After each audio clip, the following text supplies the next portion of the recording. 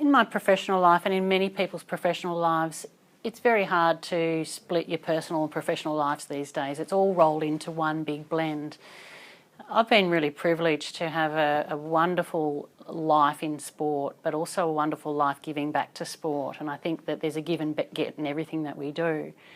And in 2011, the UCI, which is the world governing body for sport, the same organisation that sanctioned all the races that I raced in those 90s and 2000, the same body that issued me my licence that I could actually compete, there was an opportunity for election to the board of the world body.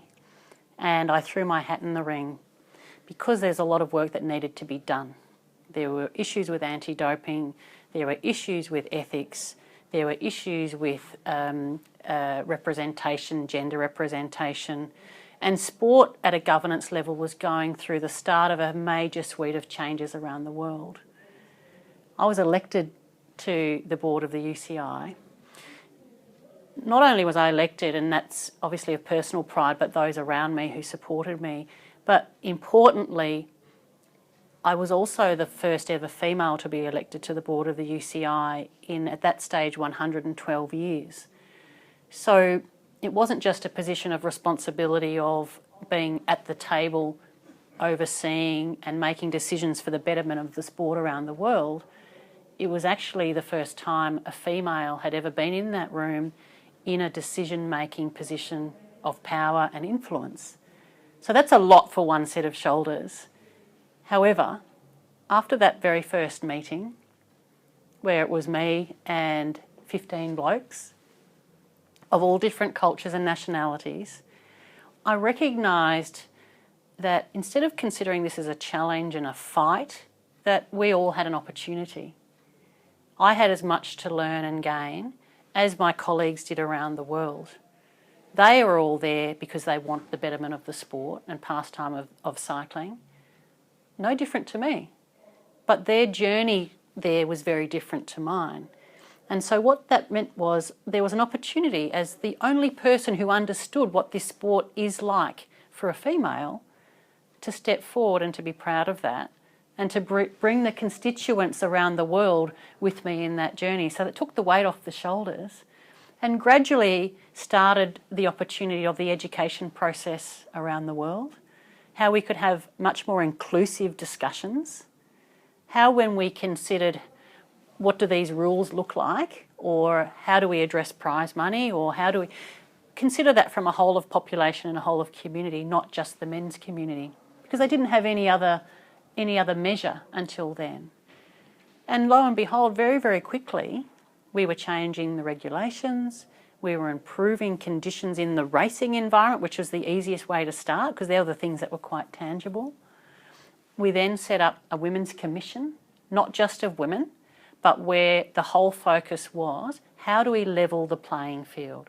How do we ensure not necessarily equality, but equity?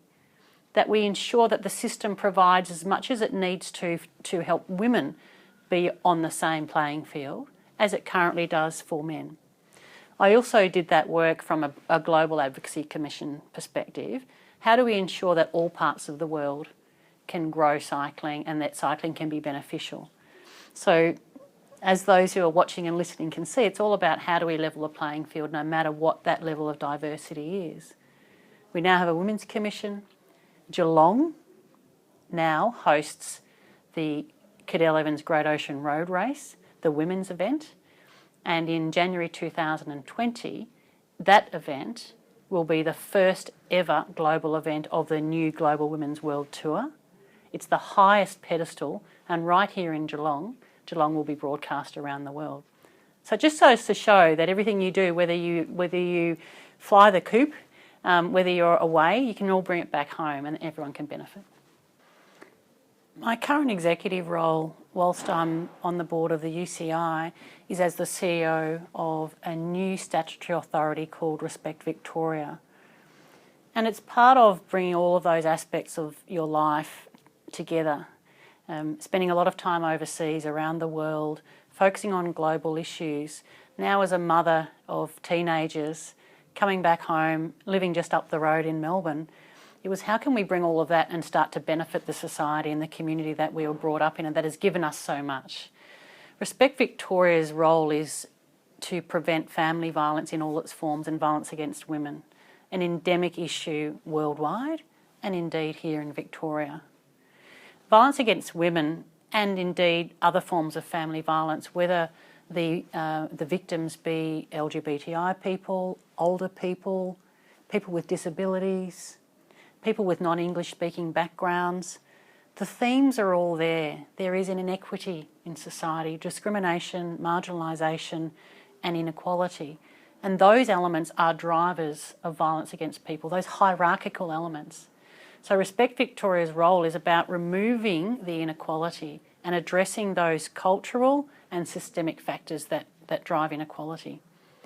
Why is that so important in regional Victoria? Because when we think about the progress that society is making and we think about the focus on gender equality and the focus on a level playing field, we need to make sure we've got the structures and systems that support not only the will, but the wherefore and the how. And when we consider regional Victoria, we want to make sure that both men and women and all parts of society recognise that we want to provide equal opportunities for betterment and fulfilment. And regionally, there can be a lesser visibility of what equality means. There can be more traditional stereotypes in terms of career paths for men and women.